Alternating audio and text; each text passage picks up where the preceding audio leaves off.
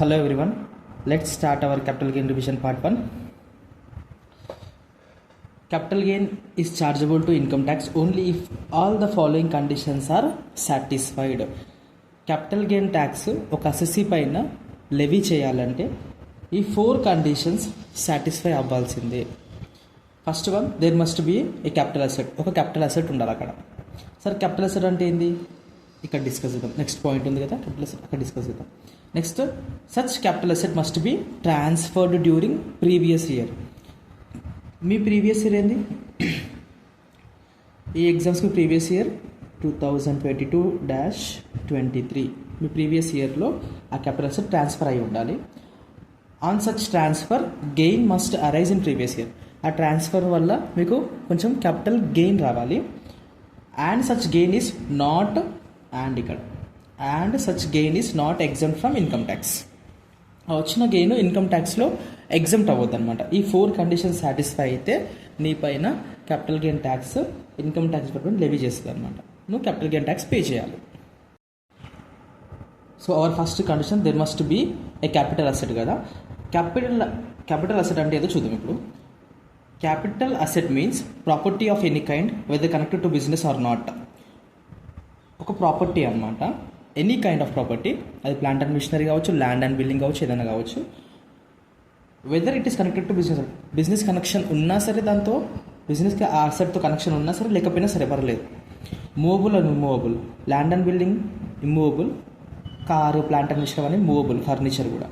Tangible, intangible కూడా idea ఉంది మీకు, గుడ్ విల్, పేటెంట్స్, కాపీరైట్స్ అవన్నీ. And include securities held by FII, foreign institutional investors. Foreign institutional investors securities held చేసింది అనుకో, అవి కూడా క్యాపిటల్ అసెట్ అనమాట. Whether as investment or stock in trade. ఆ సెక్యూరిటీస్ హెల్డ్ చేసింది కదా, ఇన్వెస్ట్మెంట్ లాగా హెల్డ్ చేసినా పర్లేదు, FII స్టాక్ ఇన్ ట్రేడ్ లాగా హెల్డ్ చేసినా పర్లేదు. బోత్ కేసెస్లో ఈ సెక్యూరిటీస్ క్యాపిటల్ అసెట్ అనమాట. చలో, క్యాపిటల్ అసెట్ మీన్స్, మళ్ళీ ఒకసారి రిపీట్ చేస్తున్నా, property of any kind whether connected to business or not. Movable అన్నీ కవర్ అవుతాయి అనమాట. ఇంతవరకే గుర్తుపెట్టుకోండి. కొంచెం థియరీ, ఒకవేళ ఇన్ కేస్ 4 మార్క్స్లో థియరీ అడిగితే రాయాలి కాబట్టి చెప్తున్నాను అనమాట. ఈ పాయింట్ మీకు ప్రాక్టికల్ ప్రాబ్లంలో అంత యూస్ఫుల్ ఏం కాదు ఈ పాయింట్స్ అని. However capital asset exclude. Capital అసెట్లో ఏమేమి రావు అంటే stock in trade. Stock in trade అంటే ఐడియా ఉందిగా మీకు.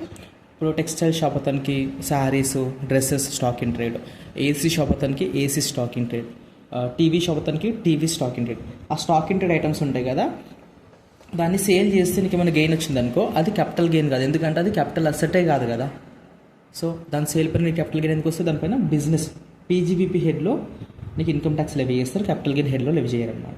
Next, rural agricultural land. Urban కాదు, రూరల్ ల్యాండ్ క్యాపిటల్ అసెట్ కాదనమాట. Personal effects. Capital assets exclude personal effects అన్నాడు కదా. Personal effects means movable property but excludes. అన్ని మూవబుల్ ప్రాపర్టీస్ ఏవైతే మనం పర్సనల్గా యూజ్ చేస్తామో అవన్నీ క్యాపిటల్ అసెట్ కాదు అంటుండు. క్యాపిటల్ అసెట్ డెఫినేషన్లో ఎక్స్క్లూడ్ అయింది అనమాట. కాకపోతే బట్ ఎక్స్క్లూడ్స్ మళ్ళీ ఒక ఎక్సెప్షన్ అనమాట. ఇవి ఈవెన్ మన పర్సనల్గా మనం యూజ్ చేసినా కానీ క్యాపిటల్ అసెట్టే, ఇవి సేల్ చేసి క్యాపిటల్ గెయిన్ వస్తుంది అనమాట. For example, first one jewellery, archaeological collections, drawings, paintings, sculptures, any work of art, immovable property. Land and building ఉంటుంది కదా, మనం ఓన్గా మనమే ఉంటాం ఆ ల్యాండ్ అండ్ బిల్డింగ్లో. ఫ్యూచర్లో ఇన్ కేస్ మనం సేల్ చేసినాం అనుకో, అది క్యాపిటల్ అసెట్ కాబట్టి క్యాపిటల్ గెయిన్ మనం దానిపైన పే చేయాల్సిందే. So these are capital assets. ఈ ఐటమ్స్ అన్ని క్యాపిటల్ అసెట్. లైక్ ఇంట్లో ఫర్నిచర్, ఇంట్లో టీవీ ఉంటుంది కదా, అది నువ్వు సేల్ చేసినావు అనుకో, దానిపైన క్యాపిటల్ గెయిన్ లెవీ చేయాలి, ఎందుకంటే క్యాపిటల్ అసెట్ కాదు అనమాట. సో క్యాపిటల్ అసెట్ ఏమేమి కాదు ఇక్కడ, ఇవన్నీ క్యాపిటల్, ఎనీ ప్రాపర్టీ క్యాపిటల్ అసెటే, కాకపోతే కొన్ని ఎక్స్క్లూడ్ చేసింది. అందులో first one stock in trade, rural agricultural land, personal effects. కాకపోతే అందులో మళ్ళీ కొన్ని ఎక్స్క్లూడ్ చేసింది. పర్సనల్ ఎఫెక్ట్స్ అన్ని పర్సనల్ ఎఫెక్ట్స్ కాదు, ఇవి మాత్రం క్యాపిటల్ అసెటే. ఇవి కాకుండా వేరే ఏమైనా ఉంటే అవి క్యాపిటల్ అసెట్ కాదనమాట. సో ఫోర్త్ వన్, కొన్ని సెలెక్టెడ్ బాండ్స్ అనమాట. 6.5 gold bonds issued in 1997, 7% gold bonds issued in 1980, National Defense Gold Bonds issued in 1980, Special Bearer Bonds issued in 1991, Gold Deposit Bonds ఈ బాండ్స్ అన్నీ క్యాపిటల్ అసెట్ కాదు అనమాట. In case ఈ bonds నువ్వు purchase చేసి ఎప్పుడో 10 years back ఇప్పుడు నువ్వు సేల్ చేసినావు అనుకో, దానిపైన క్యాపిటల్ గెయిన్ లెవీ చేయరు అనమాట. ఎందుకంటే అది క్యాపిటల్ అసెటే కాదు. క్యాపిటల్ గెయిన్ లెవీ చేయాలంటే ఫస్ట్ కండిషన్ ఏంటిది, there must be capital asset. So capital asset అంటే ఏవి, ఇవన్నీ క్యాపిటల్ అసెటే, ఇవి రెండు కాదు, ఇవి కాకుండా వేరే ఐటమ్స్ క్యాపిటల్ అసెట్ కాదు, ఈ బాండ్స్ కూడా క్యాపిటల్ అసెట్ కాదు. క్యాపిటల్ గెయిన్ లెవీ చేయాలి క్యాపిటల్ అసెట్ అయి ఉండాలన్నమాట. కానీ వాడు ఏం చెప్పింది ఇక్కడ, ఈ అసెట్స్ మాత్రం క్యాపిటల్ అసెట్స్ కాదు అని చెప్తున్నాడు అనమాట. ఇవి నువ్వు సేల్ చేస్తే క్యాపిటల్ గెయిన్ రాదు అని మీనింగ్ అనమాట. ఇన్ కేసు ఏమైనా 2 marks క్వశ్చన్ అడిగింది ఇంకో, వాట్ ఈస్ క్యాపిటల్ అసెట్ అని చెప్పేసి 2 marks or 4 marks క్వశ్చన్ నువ్వు రాయాలి కాబట్టి చెప్తున్నాను అనమాట. ఇది ప్రాక్టికల్ క్వశ్చన్ సాల్వ్ చేయడానికి అంత రిలవెన్స్ ఏం చూపించదు అనమాట. Next topic transfer of capital asset. First condition ఏంది, there must be capital asset. Capital asset ఎందుకు చూసినాం అనమాట. జస్ట్ మీరు బ్రీఫ్గా ఒక సమ్మరీ లాగా చదువుకోండి, మరి బట్టి పట్టాల్సిన అవసరం ఏం లేదు. Next asset must be transferred during previous year. Transfer అంటే ఏంది, ఇప్పుడు ట్రాన్స్ఫర్ అంటే ఏందో నెక్స్ట్ చదువుకుందాం మనం. సో 4 కండిషన్స్ ఉన్నాయి కదా. First one capital asset, second one transfer. ఆ ట్రాన్స్ఫర్ ఏంటి, transfer in relation to capital asset includes నువ్వు సేల్ చేసినావు అనుకో వేరే వాళ్ళకి, ట్రాన్స్ఫర్ అనమాట. ఎక్స్చేంజ్ అనమాట, నువ్వు నీ ల్యాండ్ వాళ్ళకి ఇచ్చినావు, వాళ్ళ దగ్గర నుంచి బిల్డింగ్ కొనుక్కున్నావు అనుకో, డబ్బులు తీసుకోలేదు, బిల్డింగ్ తీసుకున్నావు, నువ్వు ల్యాండ్ వాళ్ళకి ఇచ్చినావు, వాళ్ళకి బిల్డింగ్ ఇచ్చినావు, అది కూడా ట్రాన్స్ఫరే అనమాట. నెక్స్ట్ కంపల్సరీ అక్విజిషన్ అంటారు ఎనీ లా. నీ రోడ్ వైండింగ్లో గవర్నమెంట్ నీ ల్యాండ్, నీ హౌస్, నీ ల్యాండ్ ఉంది కదా, అది తీసేసుకొని నీ కంపల్సరీ పే చేసింది అనమాట. సో కంపల్సరీ అక్విజిషన్ ఉంది కదా, అది కూడా ట్రాన్స్ఫర్ కిందనే వస్తుంది అనమాట. Next redemption of zero coupon bonds. Zero coupon bonds అంటే ఏం లేదు, అవి ఇనిషియల్గా డిస్కౌంట్లో ఇష్యూ చేస్తారు, కాకపోతే ఫేస్ వాల్యూలో రిడీమ్ చేసుకోవచ్చు ఫ్యూచర్లో. దానిపైన మనకి ప్రాఫిట్ వచ్చింది అనుకో, అవి సేల్ చేస్తే ఆ రిడెంప్షన్ ఇన్ కేస్ అవి రిడీమ్ చేసినప్పుడు మనకు ప్రాఫిట్ వచ్చింది అనుకో, ఆ ప్రాఫిట్ పైన కూడా క్యాపిటల్ గెయిన్ ట్యాక్స్ నువ్వు పే చేయాలన్నమాట. Next types of capital assets. 2 types of capital assets ఉన్నాయన్నమాట. ఒకటేమో short term capital asset, long term capital asset. Short term capital asset transfer sale కానీ మనం ట్రాన్స్ఫర్ చేసినప్పుడు నీకు షార్ట్ టర్మ్ క్యాపిటల్ గెయిన్ వస్తుంది. Long term capital transfer చేస్తే నీకు long term capital gain వస్తుంది అనమాట. సో నీకు వచ్చిన గెయిన్ ఉంది కదా, అది లాంగ్ టర్మా షార్ట్ టర్మా తెలియాలంటే ఫస్ట్ నువ్వు నీ అసెట్ని షార్ట్ టర్మ్ క్యాపిటల్ అసెటా లాంగ్ టర్మ్ క్యాపిటల్ అసెటా తెలుసుకోవాలన్నమాట. ఎట్లా తెలుసుకుంటావు, పీరియడ్ ఆఫ్ హోల్డింగ్ అసెట్ ఉంది కదా, పీరియడ్ ఆఫ్ హోల్డింగ్ అసెట్ అది చెప్తుంది అనమాట. ఫర్ ఎగ్జాంపుల్ ఒక ల్యాండ్ తీసుకున్నావు నువ్వు 10 years బ్యాక్, 10 years ఆ ల్యాండ్ని నువ్వే ఓనర్ లాగా హోల్డ్ చేసినావు. ఇప్పుడు నువ్వు ప్రీవియస్ ఇయర్లో సేల్ చేసినావు అనమాట. సో 10 years నువ్వు హోల్డ్ చేసినావు కదా. So land in case of land ఎంత అంటే ల్యాండ్ అండ్ బిల్డింగ్స్లో 24 months కంటే ఎక్కువ నువ్వు అసెట్ని హోల్డ్ చేసినావు అనుకో, అది లాంగ్ టర్మ్ క్యాపిటల్ అసెట్ అనమాట. 24 months అప్ టు 24 months చేస్తే షార్ట్ టర్మ్ క్యాపిటల్ అసెట్ అది. సో అది నువ్వు తెలుసుకోవాలి first of all. Short term capital asset అంటే ఏందో మీకు ఐడియా ఉంది. On transfer of short term capital asset we get short term capital gain. ఒక short term capital asset transfer చేసినావు అనుకో నువ్వు, నీకు షార్ట్ టర్మ్ క్యాపిటల్ గెయిన్ వస్తుంది. In the same way on transfer of long term capital asset we get long term capital gain. ఒక long term capital asset transfer చేస్తే నీకు వచ్చిన gain ఉంది కదా, ఆ గెయిన్ని లాంగ్ టర్మ్ క్యాపిటల్ గెయిన్ అంటారనమాట. Short term capital asset period of holding ఉంది కదా, ఫైనాన్షియల్ అసెట్స్ ఉన్నాయనుకో ఏమన్నా అప్ టు 12 months వరకు నువ్వు హెల్డ్ చేసి సేల్ చేసినావు అనుకో, అది short term capital asset. In case more than 12 months held చేసినావు అనుకో, తర్వాత సేల్ చేసినావు అనుకో, అది లాంగ్ టర్మ్ క్యాపిటల్ గెయిన్ వస్తుంది అన్నమాట నీకు, లాంగ్ టర్మ్ క్యాపిటల్ అసెట్ కాబట్టి. స్పెషల్ అసెట్స్ ఉన్నాయి కొన్ని స్పెషల్ అసెట్స్. ఆ special assets up to 24 months నువ్వు హోల్డ్ చేసి తర్వాత సేల్ చేసినావు అనుకో, నీకు షార్ట్ టర్మ్ క్యాపిటల్ గెయిన్ వస్తుంది అనమాట. మోర్ దెన్ 24 months హెల్డ్ చేసినావు అనుకో, అది లాంగ్ టర్మ్ క్యాపిటల్ అసెట్ అయిపోతుంది, long term capital gain pay చేయాలి. నెక్స్ట్ ఈ 2 అసెట్స్ కాకుండా మిగతా అసెట్స్ ఏ అసెట్స్ ఉన్నా సరే అప్ టు 36 months నువ్వు హోల్డ్ చేసినావు అనుకో, అది short term capital asset. More then 36 months hold చేసి సేల్ చేసినావు అనుకో, అది లాంగ్ టర్మ్ క్యాపిటల్ అసెట్ అనమాట. ఇక్కడ ఫైనాన్షియల్ అసెట్స్ అన్నారు కదా, అందులో ఏం అసెట్స్ ఇంక్లూడ్ అయి ఉంటాయి. Financial assets include listed equity shares, listed preference shares, zero coupon bonds, unit trust of India UTI, quoted అయినా పర్లేదు, అన్కోటెడ్ అయినా పర్లేదు. Next units of mutual fund. Okay, ఈ 4 items listed shares, zero coupon bonds, units of UTI, units of mutual fund. ఇవి 12 months వరకు నువ్వు hold చేసినావు అనుకో, అప్ టు 12 months లోపే హోల్డ్ చేసి సేల్ చేసినావు అనుకో, అది short term capital asset. So short term capital gain వస్తుంది అనమాట. మోర్ దెన్ 12 months ఉంటే long term capital gain. More than 12 months ఉండాలి, ఎగ్జాక్ట్ 12 months కూడా కాదు. Next special assets. ఇది 24 months, మోర్ దెన్ 24 months కదా. స్పెషల్ అసెట్స్ ఏమొస్తాయి? Unlisted equity or preference shares, land or building or both. Listed ఏమో ఇక్కడ first financial దాంట్లో cover అయిపోయింది, ఇది 12 months. అన్లిస్టెడ్ మాత్రం స్పెషల్ అసెట్స్లో వచ్చింది. ఇది 24 months వరకు నువ్వు అన్లిస్టెడ్ షేర్స్ హోల్డ్ చేసి సెల్ చేసినావు అనుకో, వరకు 24 months లోపు, 24 months exactly short term capital gain అనమాట. షార్ట్ టర్మ్ క్యాపిటల్ అసెట్ కాబట్టి short term capital gain. More than 24 months అయితే లాంగ్ టర్మ్ క్యాపిటల్ అసెట్ అది. సో దానిపైన వచ్చిన గెయిన్ ఉంటుంది కదా, లాంగ్ టర్మ్ క్యాపిటల్ గెయినే వస్తుంది. ల్యాండ్ అండ్ బిల్డింగ్ కేసులో కూడా 24 months అనమాట పీరియడ్ ఆఫ్ హోల్డింగ్ చెక్ చేయాల్సింది. ఈ రెండు కాకుండా ఈ 1, 2, 3, 4 ఐటమ్స్, ఇదేమో 1 year, ఈ 5, 6 ఇవేమో 2 years, 24 months. ఇవి 6 ఐటమ్స్ కాకుండా వేరే ఏ అసెట్ అయినా సరే period of holding 36 months equal to or less than ఉందనుకో, అది షార్ట్ టర్మ్ క్యాపిటల్ అసెట్. దానిపైన వచ్చిన గెయిన్ ఏమవుతుంది? Short term capital gain. More then 36 months అయితే అది లాంగ్ టర్మ్ క్యాపిటల్ అసెట్. దానిపైన వచ్చిన గెయిన్ ఏమవుతుంది అంటే long term capital gain. we will end this topic. Next, depreciable asset. Gain on transfer of depreciable asset is always short term. ఒక డిప్రిషియబుల్ asset ఉందన్నమాట, like machinery, furniture, ఆఫీస్లో use చేసినాయి అనమాట, personal యూస్ది కాదు. అది నువ్వు సేల్ చేసినావు అనుకో, నువ్వు 100 years బ్యాక్ ఉన్నా సరే, నువ్వు ఆ పీరియడ్ ఆఫ్ హోల్డింగ్ ఉంది కదా, 12 months, 24 months అండ్ 36 months ఉంది కదా, డిప్రిషియబుల్ అసెట్కి కన్సిడర్ చేయమన్నమాట మనం. డిప్రిషియబుల్ అసెట్ నువ్వు 10 years, 12 years, 13 years, ఎన్ని ఇయర్స్ హోల్ ఇయర్ సేల్ చేసినా సరే దానిపైన వచ్చిన గెయిన్ ఉంటుంది కదా, అది always short term capital gain. Next, capital gain on transfer of non depreciable assets. ఇదే మళ్ళీ రిపీట్ చేసిన. నాన్ డిప్రిషియబుల్ అసెట్స్ని ట్రాన్స్ఫర్ చేసినావు అనుకో, ఆ గెయిన్ ఉంది కదా capital gain, short term capital gain అవ్వచ్చు, లాంగ్ టర్మ్ క్యాపిటల్ గెయిన్ అవ్వచ్చు, based on period of holding అనమాట. నువ్వు 36 months కన్నా లెస్ టైం హోల్డ్ చేసినావు అనుకో, నీకు షార్ట్ టర్మ్ క్యాపిటల్ గెయిన్ వస్తుంది. మోర్ టైం హోల్డ్ చేస్తే లాంగ్ టర్మ్, ఏదైనా పాసిబుల్ అనమాట. కానీ డిప్రిషియబుల్ అసెట్లో మాత్రం always short term capital gain. ఇప్పటిదాకా చెప్పినా కదా, ఇక్కడ పీరియడ్ ఆఫ్ హోల్డింగ్ మనం చూడమన్నమాట. Next, from section 48, computation of capital gain. ఇక్కడ నుంచి చాలా important. Mostly long term capital gain ఉంది కదా, ఈ ప్రాక్టికల్ ప్రాబ్లం ఎగ్జామ్లో టెస్ట్ చేశాడు అనమాట. Always short term capital gain అడిగాడు. కాబట్టి చూద్దాం. ఈ ఫార్మాట్ కనుక వచ్చానుకో, మీకు ప్రాబ్లం ఖచ్చితంగా మీకు కరెక్ట్ ఆన్సరే వస్తుంది ఎగ్జామ్లో. ఎక్కడ మిస్టేక్ చెయ్యరు ఇఫ్ ప్రాపర్గా మీరు ఈ ఫార్మాట్ని అర్థం చేసుకుంటే. First one, short term capital gain చూద్దాం మనం. క్యాపిటల్ గెయిన్ 2 types ఉంటుంది, short term capital gain, long term capital gain.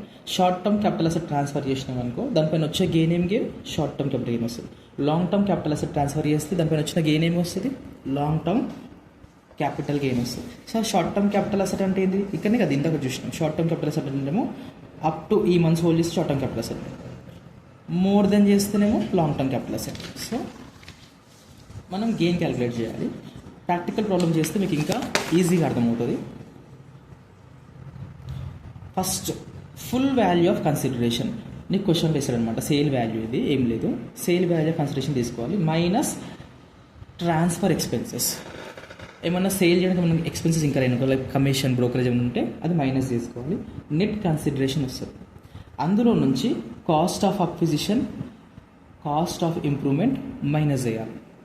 Gross short term capital gain వస్తుంది. వచ్చిన answer gross short term capital gain వస్తుంది. దాంట్లో నుంచి ఎగ్జెంప్షన్ అంటే section 54B, 54D, 54G, 54GA ఏమైనా నీకు అప్లికేబుల్ ఉంటే అవి మైనస్ చేసుకోవచ్చు. ఓన్లీ 4 షార్ట్ టర్మ్ క్యాపిటల్ గెయిన్కి ఓన్లీ 4 ఎగ్జెంప్షన్స్ ఉంటాయి. అది కూడా సెక్షన్ 54లో చెప్పిండు. 54B, D, G, GA minus చేసిన తర్వాత net capital gain, short term capital gain ఉంటుంది కదా, అది ట్యాక్సబుల్ అవుతుంది అనమాట. ఏ రేట్లో? At the rate of slab rates. Slab రేట్లో ట్యాక్సబుల్ అవుతుంది. స్లాబ్ రేట్ అంటే ఏంది? 0 to 2.5 lakhs nil, 2.5 to 5 lakhs 5% అవుతుంది కదా, ఆ రేట్స్లో ట్యాక్సబుల్ అవుతుంది. ఏంటిది? Short term capital gain. Next, long term capital gain చూద్దాం. ఇది important. Same full value of consideration క్వశ్చన్లో ఇస్తాడు, మైనస్ ట్రాన్స్ఫర్ ఎక్స్పెన్సెస్, బ్రోకరేజ్ కానీ మన కమిషన్ పే చేస్తుంది మైనస్ చేసుకోవాలి, నెట్ కన్సిడరేషన్ వస్తుంది, cost of acquisition, cost of indexation improvement minus చేయాలి. కాకపోతే ఇక్కడ ఇండెక్సేషన్ బెనిఫిట్ వస్తుంది, లాంగ్ టర్మ్ క్యాపిటల్ అసెట్కి ఇండెక్సేషన్ బెనిఫిట్ వస్తుంది. ఆ బెనిఫిట్ ఇచ్చిన తర్వాత మనం క్యాపిటల్ గెయిన్ అనేది క్యాలిక్యులేట్ చేయాలి, long term capital gain. So indexed cost of acquisition minus చేయాలి, indexed cost of improvement minus చేయాలి. సరే ఎట్లా క్యాలిక్యులేట్ చేస్తామంటే నేను ప్రాబ్లం చేసేప్పుడు చెప్తుంది. నెక్స్ట్ నీకు వచ్చిన answer gross long term capital gain వస్తుంది. అందులో ఎగ్జామ్షన్ అంటే సెక్షన్ 54 to 54 GB. ఇక్కడ 1, 2, 3, 4 ఐటమ్స్ వస్తాయి అనమాట ఎగ్జామ్షన్. ఇక్కడ అట్లా కాదు, అన్ని ఎగ్జామ్షన్ మనం క్లెయిమ్ చేసుకోవచ్చు ఇఫ్ ఎలిజిబుల్ అయితే. Net long term capital gain ఇది at the rate of 20% taxable అనమాట. వచ్చిన అమౌంట్ పైన 20% ట్యాక్స్ పే చేయాలి గవర్నమెంట్కి. ఇక్కడ అదర్ దెన్ షేర్స్ ఉంది కదా, ఇదే వెరీ ఇంపార్టెంట్ అనమాట ఎగ్జామ్లో. ఈ రెండు అంతా అడగడు. అదర్ దెన్ షేర్స్ అంటే ఏంటది, ఇక్కడ land, building, gold, furniture, machinery అన్నీ వస్తాయి అన్నమాట. ఇవన్నీ నువ్వు పర్చేస్ చేసి కొన్ని మంత్స్ నువ్వు హోల్డ్ చేసి తర్వాత సేల్ చేస్తున్నావు అనుకో, కాస్ట్ ఆఫ్ అక్విజిషన్ ఏం తీసుకోవాలో చెప్పే టాపిక్ అన్నమాట ఇది. ఇది నీకు ఇంపార్టెంట్, ఇది ఒకసారి చూసుకో. ఇక్కడ మనం చూస్తాం కదా, cost of acquisition, cost of improvement minus చేసుకోవాలని చెప్పేసి. అసలు కాస్ట్ ఆఫ్ అక్విజిషన్ ఎట్లా క్యాలిక్యులేట్ చేస్తాం మనం చూపిస్తాం.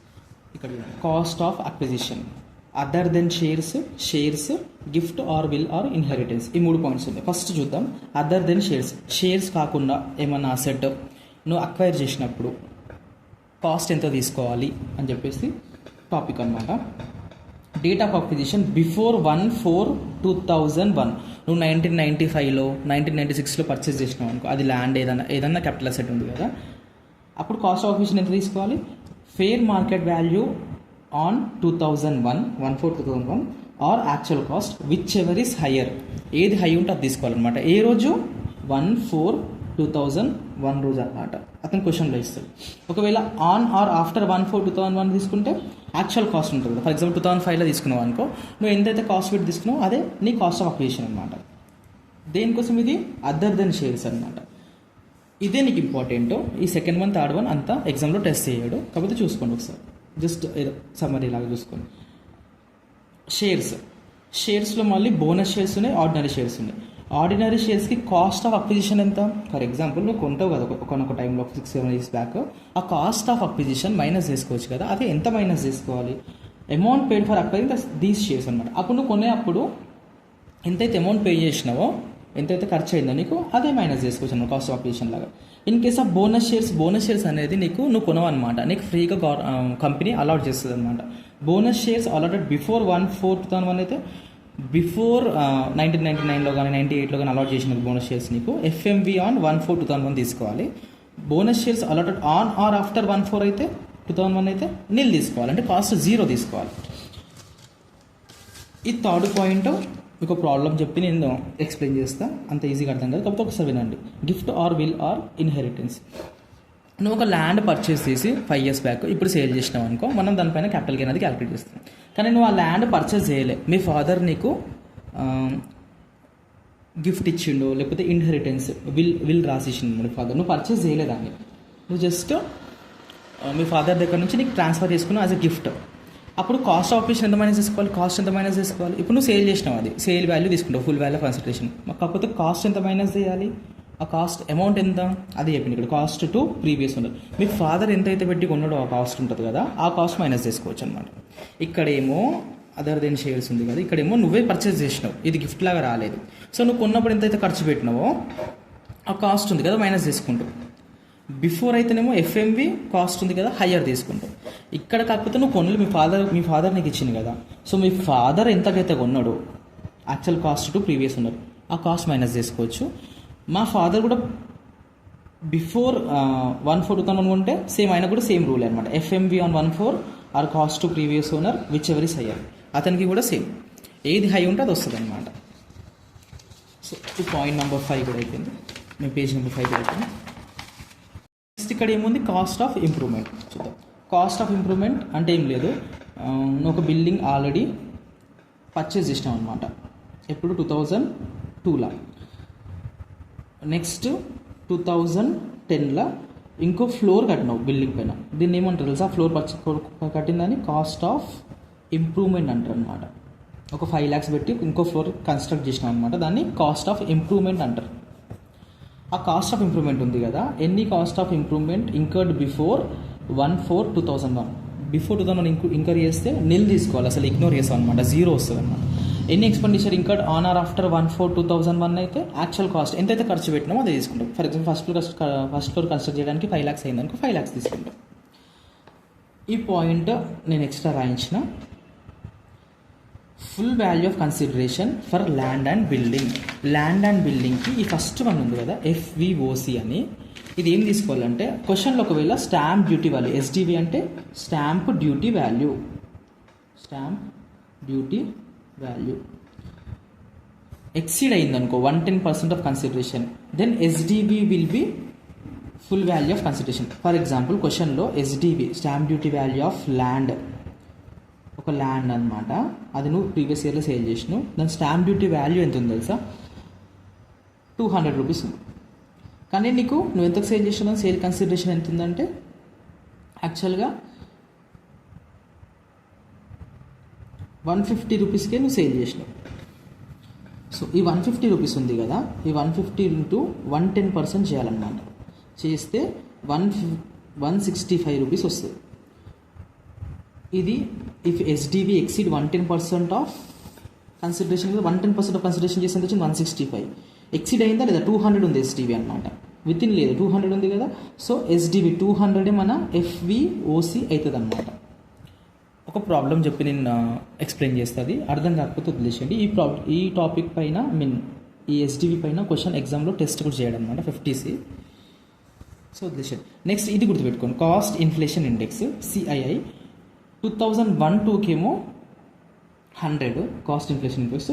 నీ ప్రీవియస్ ఇయర్ ఉంది కదా 22-23, ఎవరికి for students who are writing BCom exams in June 24కి 331 అనమాట. ఇది నువ్వు గుర్తుపెట్టుకోవాలి, ఇది క్వశ్చన్ ఎగ్జామ్లో ఇవ్వడు. 1-2 గుర్తుపెట్టుకోవాలి, 22-23 గుర్తుపెట్టుకోవాలన్నమాట. మిగతా అన్నీ వాడు ఇస్తాడు. 2006, 7, 8, 9 ఉంటే కన్నా వాడే ఇస్తాడు అనమాట. Last full value of consideration క్వశ్చన్లో ఇస్తాడు, ట్రాన్స్ఫర్ ఎక్స్పెన్స్ క్వశ్చన్లో ఇస్తాడు, net consideration minus cost of acquisition అంటే ఏందో మనం చూసినాం ఇందాక. బిఫోర్ 1/4/2001, ఆఫ్టర్ అయితే ఎట్లా? బిఫోర్ అయితేనేమో FMV తీసుకుంటాం, లేదా actual cost which ever hire తీసుకుంటాం. ఆఫ్టర్ అయితేనేమో యాక్చువల్ కాస్ట్ తీసుకుంటాం. ఇంప్రూవ్మెంట్ అయితే బిఫోర్ ఉంటే ఇగ్నోర్, అసలు నిల్ తీసుకుంటాం. బిఫోర్ 1/4/2001 అయితే, ఆఫ్టర్ 1/4/2001 అయితే యాక్చువల్ కాస్ట్ ఎంత ఇంకా అయితే తీసుకుంటాం.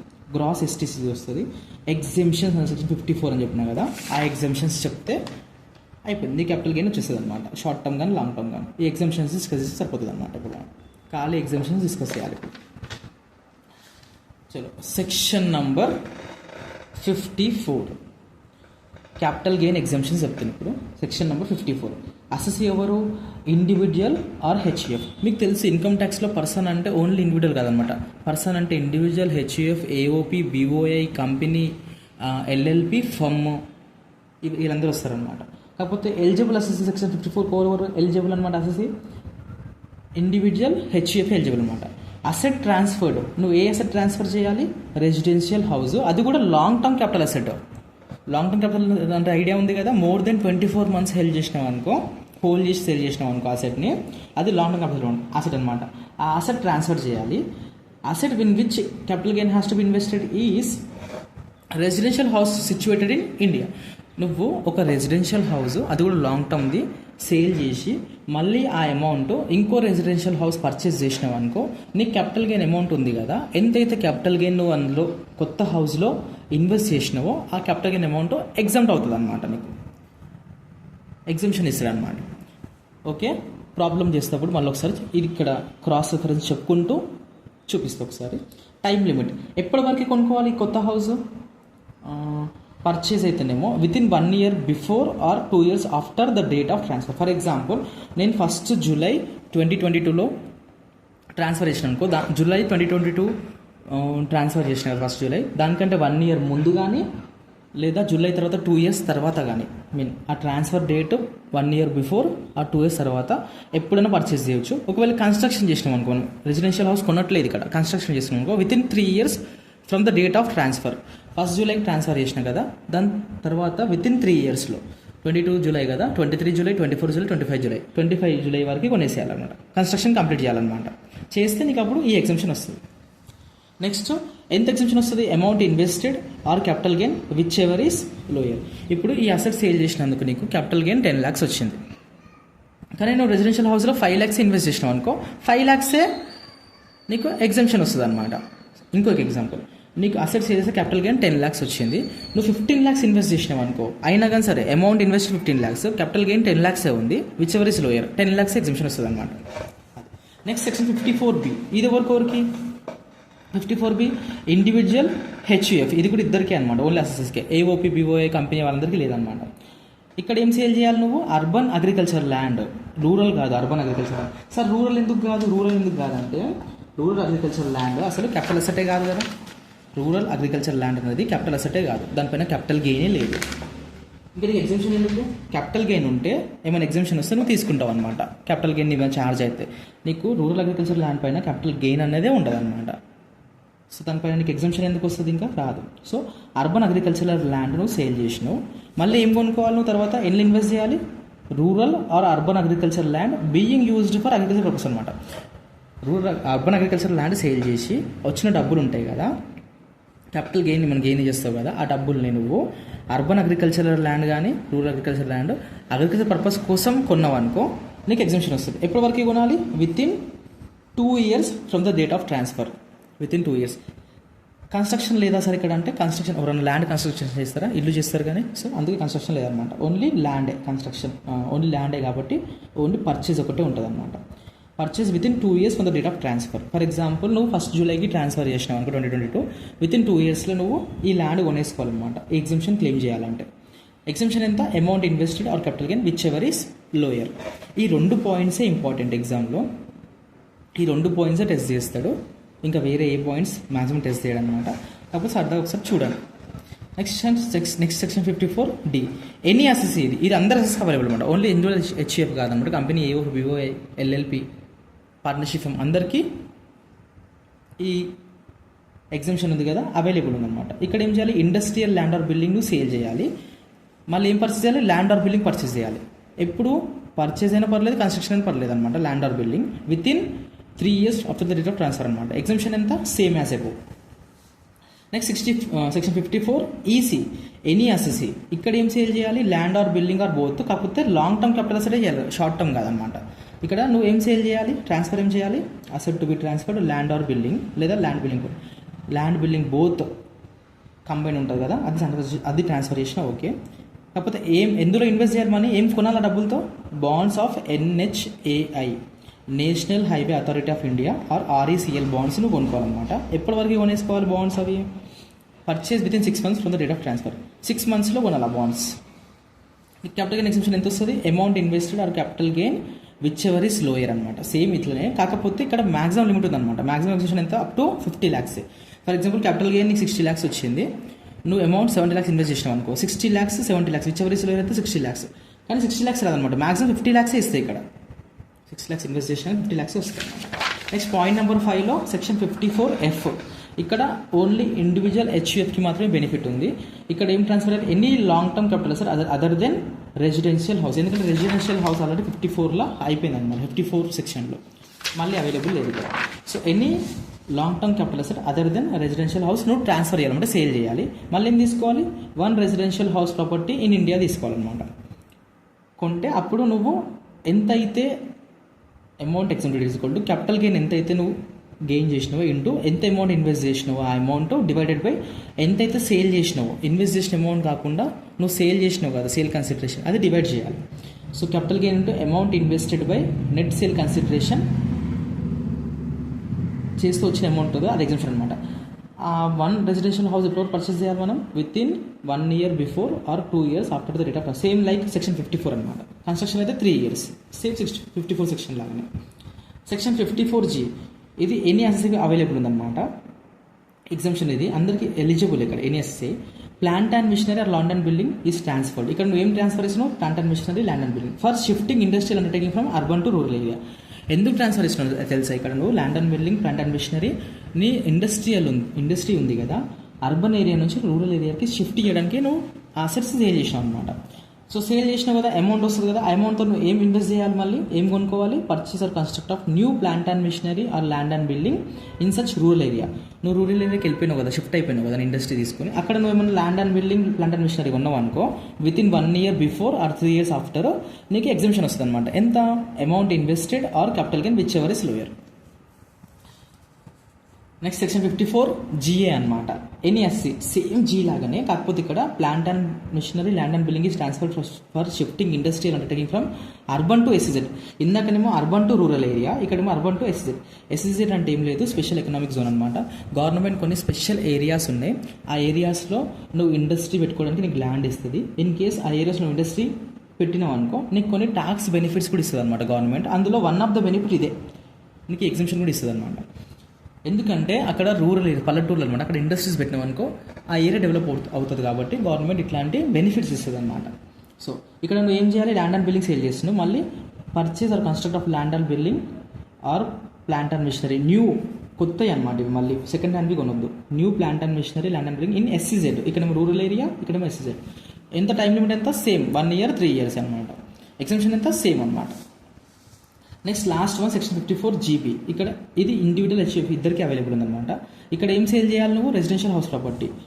తర్వాత ఏం కొనుక్కో? Subscription in equity shares of eligible company. Okay, eligible companies కొన్ని గవర్నమెంట్ నోటిఫై చేసింది, ఆ కంపెనీ షేర్స్ నువ్వు పర్చేస్ చేసినావు అనుకో, ఈ డబ్బులతోటి నీకు ఎగ్జంప్షన్ వస్తుంది అనమాట. ఎప్పటివరకు పర్చేస్ చేయాలి? Up to due date of return filing అనమాట.